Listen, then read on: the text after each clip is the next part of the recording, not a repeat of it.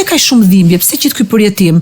Sepse kuptova që po fundosesha dhe nuk doja që përfundimi të ishte ky dhe nuk arrita dot t'i bëja share as me bashkëshortin që unë ndaj gjithçka me të, derisa më mbytën edhe kisha një moment që tharë stop se nuk po ja dal më.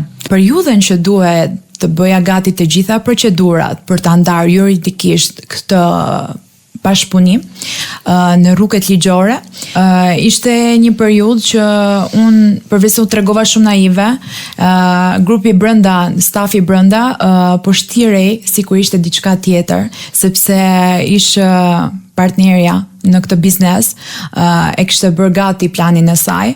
Ajo ishte dita më e keqe e jetës time. Pse? Sepse unë sa po kisha dhënë një mal me para për të blerë aksione dhe vi aty dhe më thuhet që subscribe në kanalin Klas Media në YouTube.